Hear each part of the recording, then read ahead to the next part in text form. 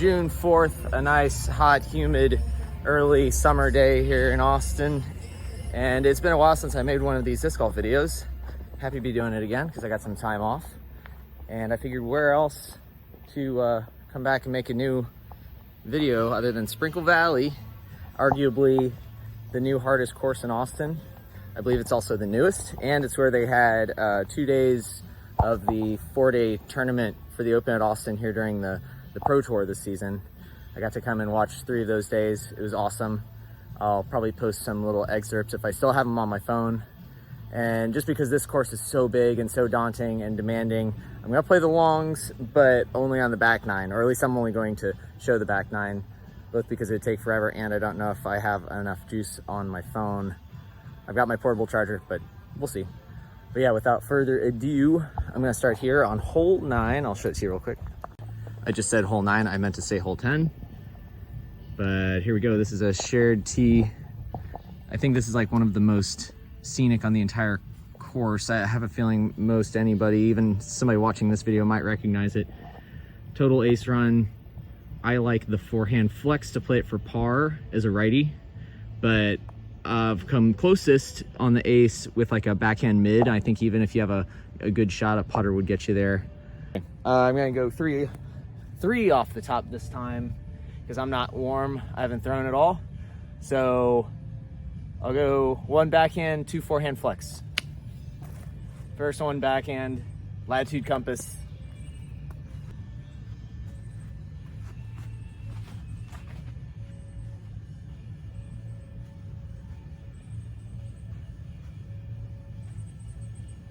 Tree stopped me, that's not bad. That was actually pretty nice. It started to stable up just in time and missed that tree on the right side. Next one, gotta stay true to mint. I'll throw the mint alpha.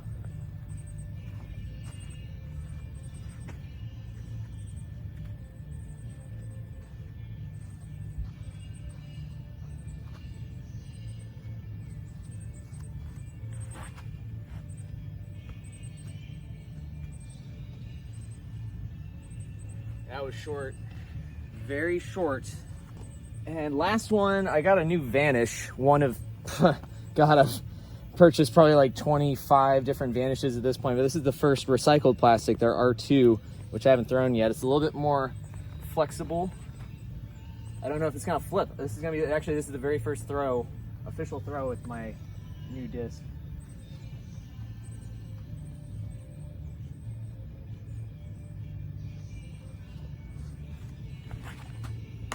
Wow, that was a great first throw.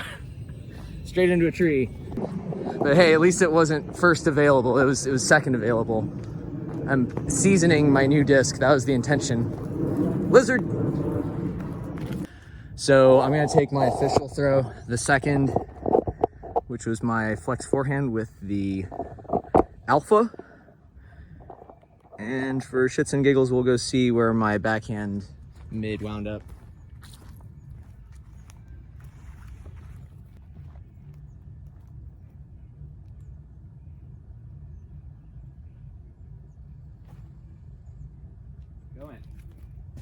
Oh, that was well short. I don't know, I thought that even had a chance. That should be an easy par. Easy par indeed. Let's see if the backhand flip up mid-range shot would have been, if this would have been meant to be.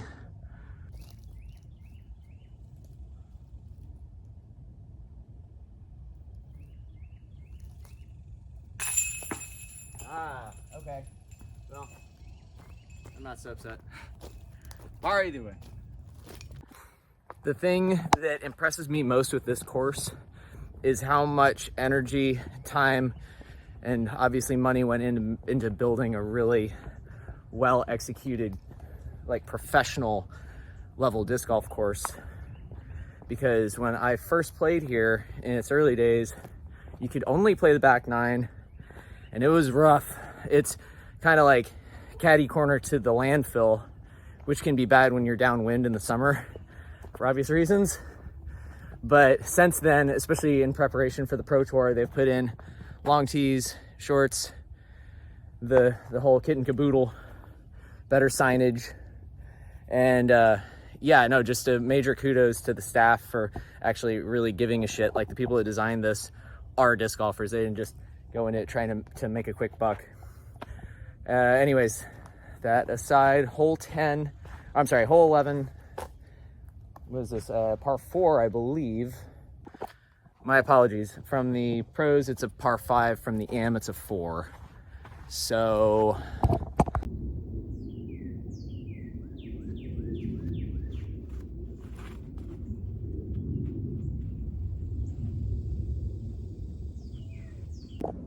oh, that's so frustrating. I almost broke the tree line. I'm just on the edge. Should still be fine. Basket, I don't think, oh yeah, they brought it back to the like am layout. It's in those trees. I can't really see it through the screen. I think it's right about there. But there's a couple different methods for this hole. You can try and play the alley shot, or what I think most people do is just play it out here to the field and then try and crash it in through the trees or over the trees.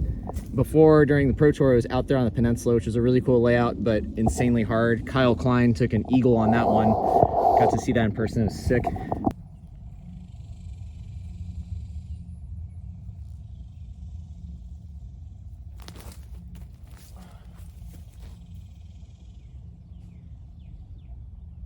Okay, I think I got lucky. Since it's on the short position, it's probably a par 4 again. I think that sign is at this point kind of antiquated, but whatever. This course is hard enough as it is. I'll take a gimme if I can get it. It'd be awesome to birdie this.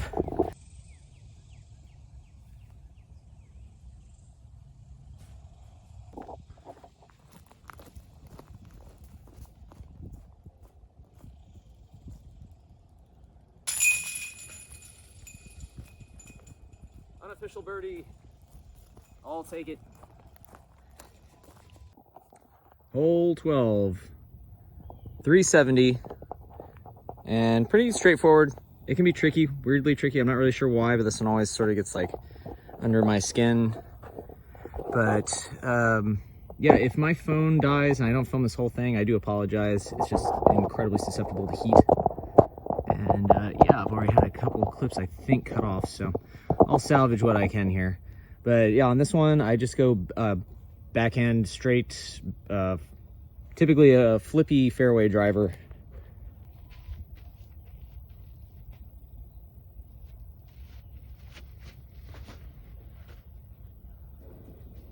Oh, come on. Oh, that was so close to good. Once again, shut down at the last minute by that tree line. Literally the last tree to beat right there. But I might have a look, we'll see. Something like edge of C1, I guess. Long bid. Let's figure it out. Find out for certain. This is...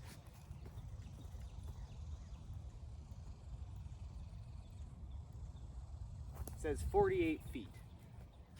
So definitely C2.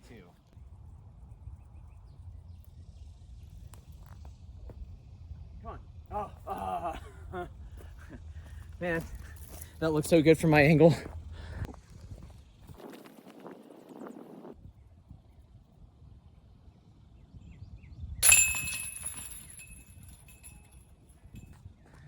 If I were to one day par every single hole in this course, I would be so happy. But even when you have a bad round here, it's hard to have you can have a bad round, but it's hard to have a bad time because it's just that well designed, even though it's really hard.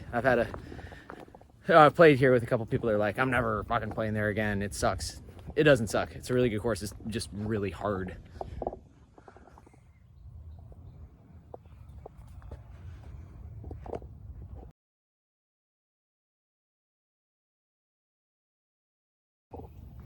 All right, I got a couple guys up there ahead of me, so it gives me a chance to do a quick hole breakdown. Hole 13, approximately 630 feet. This one, to me, is probably the hardest par 4 on the course. I think, I'm pretty sure it's all tough, but this one basically just goes up to the left, dog legs around slightly, and then it's a long shot downhill to the right from there. and the pin is just before the creek, which is has a very like aggressively steep drop off. So if you play here for the first time, just be aware and like watch your footing. But it's super cool. This is, even though it's one of the harder ones, it's one of my favorites to play. I'm gonna go custom dyed Explorer, I think. Yeah, Latitude Explorer. Haven't thrown this in a long time. I feel like it's gonna be kind of stable.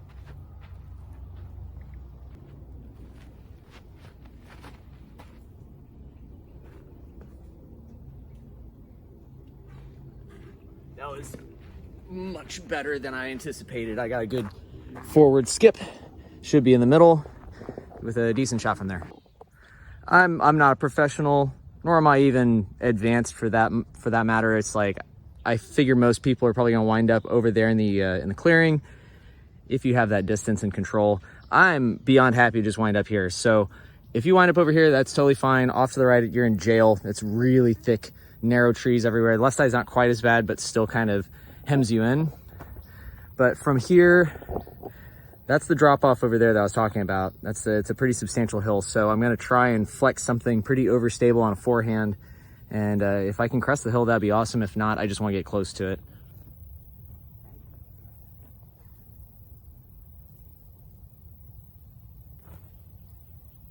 Around it.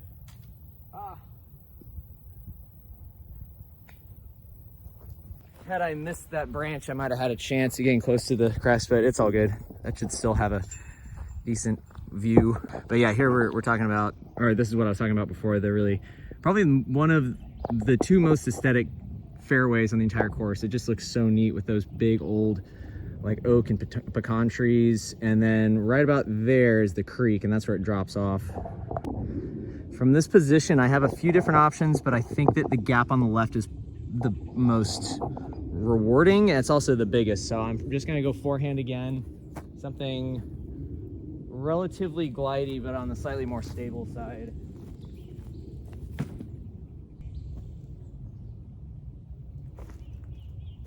Come back.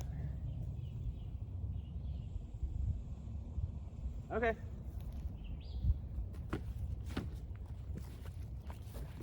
Not my best, but certainly not my worst. That should be circle 2.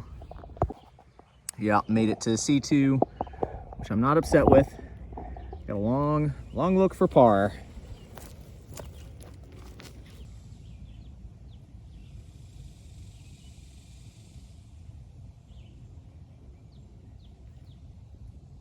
It's like I didn't even try.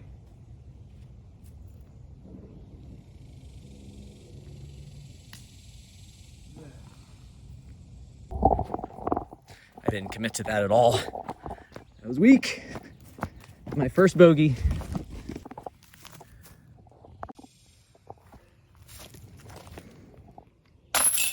Yay, bogey. And here is that creek I keep going on about. Is there water? Yes, there is. We did just get some rain pretty recently, so I'm not surprised. But that is not a creek you want to fall down. I'll say that much. The first time I played here, there was like no access points whatsoever. Since then, I think I've dug out a few little trenches and walkways, but there's that limestone on the other side. And that first time I played, actually no, it was second or third time I came here, there was, that whole bank was scattered with like 5 or 7 discs. And me being a very avid rock climber, I told my friends like, hey, I'll go see what's over there. I might be able to retrieve them. Take them to the front desk, because they find and collect used discs, try and contact the owners here. And yeah, I couldn't even climb down that because it's all just so loose. And that explained why there were so many discs, because I was just like, why did they abandon all those? That's why. And on to hole 14. This one, it's kind of, whereas that last shot I did was pretty far downhill, this just goes straight back up again. And I think they moved the basket back to the shorter. Yeah, it looks like they did. It's just pretty much dead ahead, barely to the left. Miss all these trees, just get a little S-turn through the gap. I've buried it a couple times. I think I'm gonna go Axiom Virus. I'm holding that upside down. Yeah, Axiom Virus.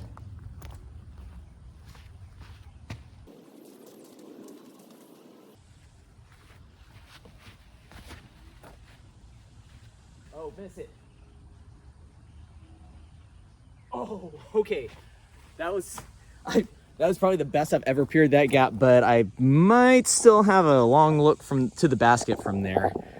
Maybe just barely see one. Fingers crossed. Where is it? Son of a bitch. I actually overthrew it. I've never done that.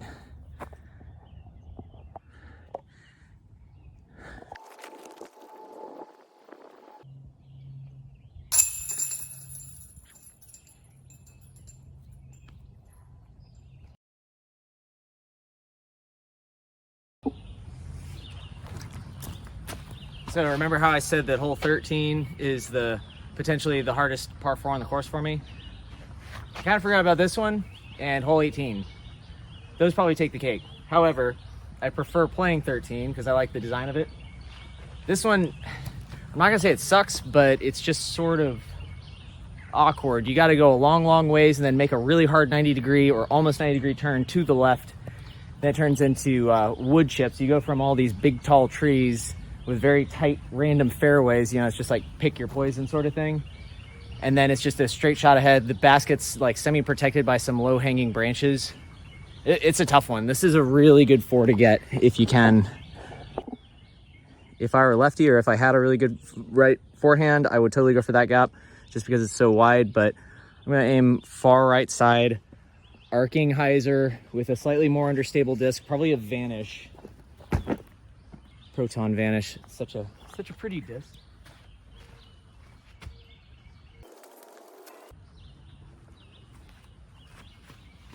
Too much hyzer. Oh, actually, I think I beat all the trees. Might be a little far left. I thought that was gonna be well short. Also, the main reason that I wish I was better at this left side is that it opens up your angles. If you can make the distance, it's much more beneficial to be on the right side than the left because it really cuts you off over here, because that's the 90-degree turn I was talking about. So clearly you don't want to be over here. Otherwise, you're just gonna have to waste a stroke to pitch out, unless you have a mean roller, I guess. So chances are I'm gonna be cut off, or never mind, I'm just gonna be right next to this tree. Oh well. I beat all the big trees and got caught up by the spindly ones.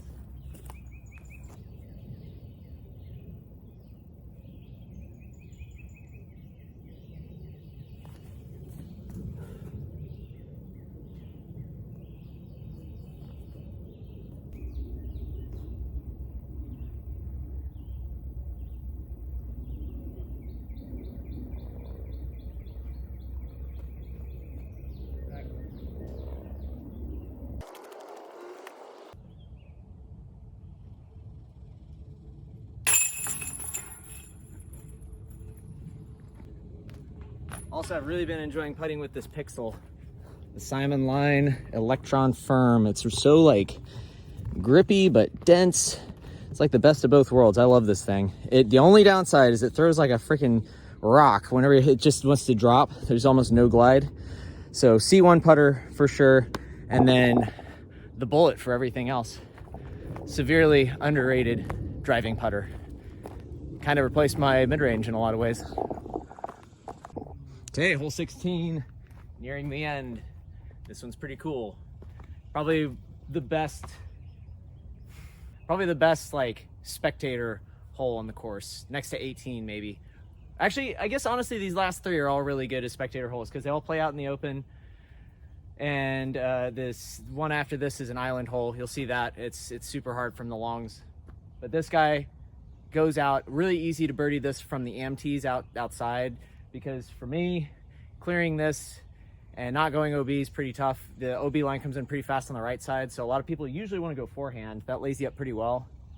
But knowing me and knowing what typically happens when I try to do that, I'm just going to throw a flippy backhand, try and turn it over a little bit.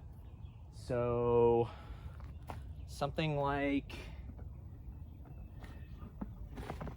I haven't thrown this new Streamline jet in a while.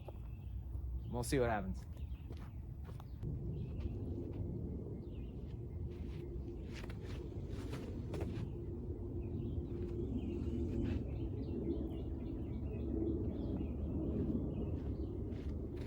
I think that was good. I haven't played here in a minute. I might have gone OB, but I think that's pretty solid. It looked like it was swinging back to the left a little bit. They got Gannon and Gannon. Oh yeah, man, I'm definitely safe. That was perfect. I could even run this for birdie from here. Possibly. It does drop off, so it's a technical kind of touchy shot around that big tree. Out of bounds line, runs all the way here. AMT's over there. And from here, distance driver. Gonna go with the stable Vanish.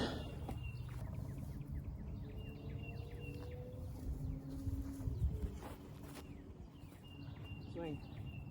A lot. Go, go, go, go. Okay. Not my best effort. The footing was kind of awkward there. You can't see it, but there's a whole lot of undulation and small potholes to deal with on the ground out here in the field. Playing the AMT on this one's really fun because if you have the distance and if you really want to just go for the rip and not care about the OB too much, you can absolutely eagle this. It's one of the more feasible eagles on the entire course. But maybe next time I come here to play, what I'll do is I'll do the full 18, but only from the AMs. I think that'd make it a little bit more fun to watch and for me to play, because doing it from the longs is not easy here. I've got, man, I was hoping to get a lot closer than that, but might as well give it a run from circle 2.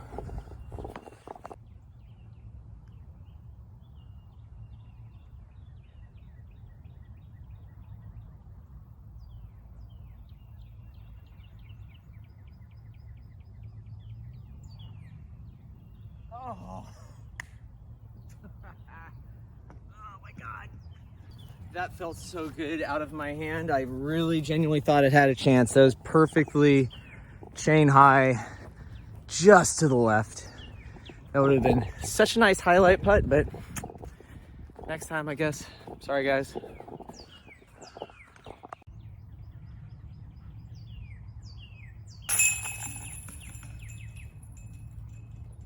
Although aesthetically appealing, hole 17 is a bitch. I mean, the horns look super sick. The wall they built is really nice. However, the old layout was inverted from this. There was a wall behind the island, not in front of it. So you have to get over, but have enough pace control that your disc doesn't roll away or just, coast on by. The ground play is very much a thing. When I was here watching the Pro Tour, I saw so many people tombstone it into the ground, watch the disc pop up and just like barely roll OB. So the odds of me making it are slim to none. I'll try a forehand and a backhand. The forehand has no chance, but I'll try it anyway. And yeah, I'm most likely gonna take a double, or a bogey or a double on this. Not even close. Not even remotely close.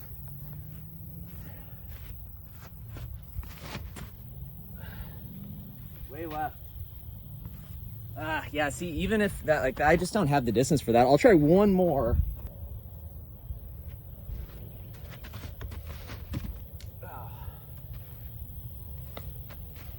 Yeah, no.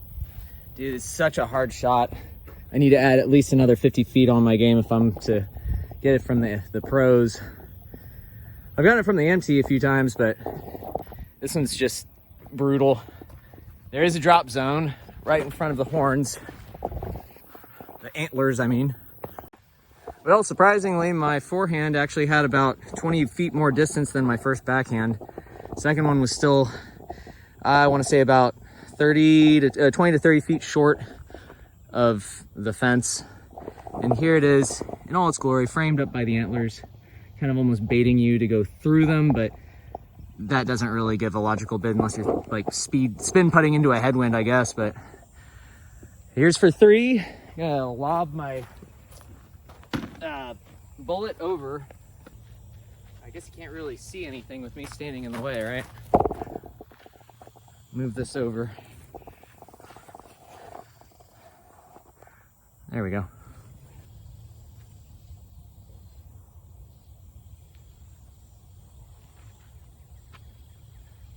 Woo, kind of a bid. Not too far off. Height was good.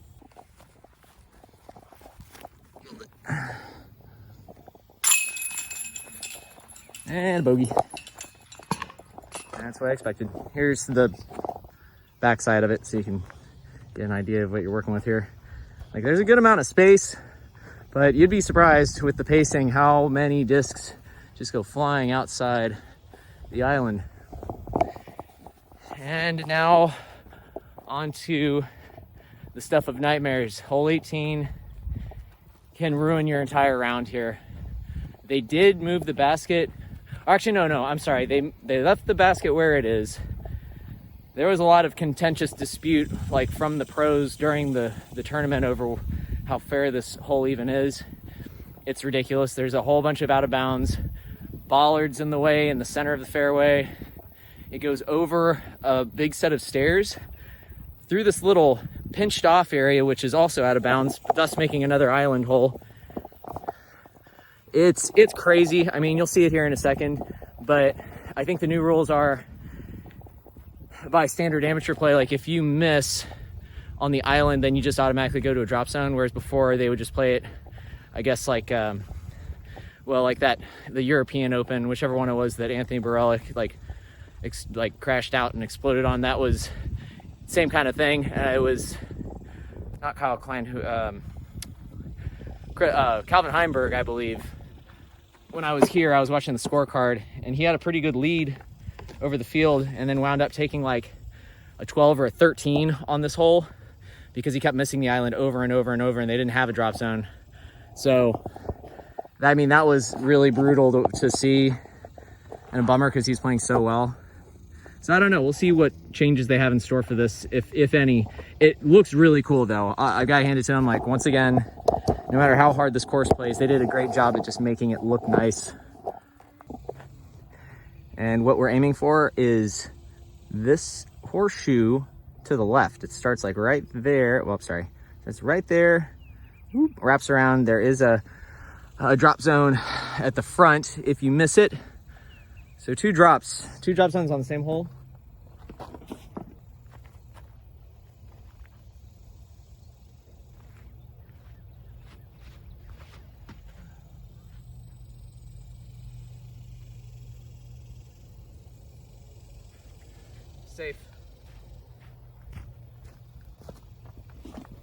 Safe for now. You know, I just realized the basket is at the short position. Hallelujah. I don't know if that's an extra pin or if they moved it. Either way, I'll show you I'll show you the island from the tournament and everything, the old layout. But this should be a lot easier to get in for.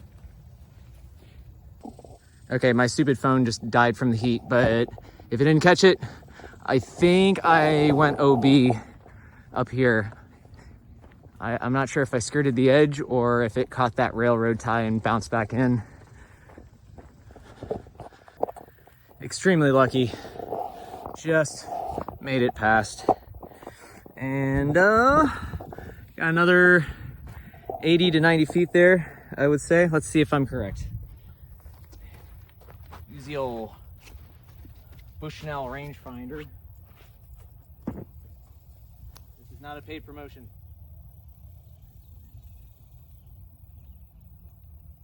$124 feet. I was way off. God damn it. This is so annoying. I just made a really good upshot. I hate this phone. It just, literally, I just started it and it died again. So I was barely able to film the back nine. Let's see, are you dying now? Seems to be recording. Whatever, but yeah, here's my shot. I was really happy with it. And I don't think the camera caught it.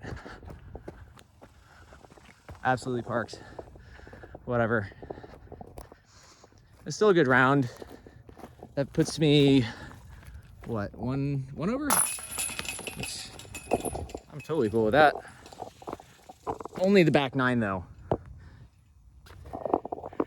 Next time I'll film the whole thing, like I was saying, from the AMTs probably. But man, it's so hot. I'm not sure how often I'll be able to make these videos. If I do, I think I'm gonna have to invest in a different kind of camera so I don't have to rely on my phone anymore, because this is ridiculous. And yeah, here we go. This is the steps of doom that take you up here. And I believe before, the out of bounds started right there at the base of this set of stairs. This was all OB except way up there where the next set of railroad ties begin, and that signifies the island. You might even be able to see the post right there in the center. In fact, I know I have footage of Paul McBeth putting on this. And like I said, Calvin Heimberg, absolute tragedy on this, but I can totally see why when we played it. I made the island once, and I think I took probably like a 15 or 18. It's just so easy to go out of bounds on this hole, especially when it's up here, because it seems like a pretty big island, but there's a lot more room for error than you would think. So anyways, this is Raven signing off. Thank you so much for watching, and I promise to make as many of these as I can in the near future. I love doing it. I might just have to do it outside of Texas because it's too damn hot. Later. Oh yeah, and I almost forgot to mention, this is that other drop zone that I was referring to. And at least I assume it's a drop zone for this pin. This was where they had the camera crew set up during the Pro Tour filming the basket. But yeah, that's about it.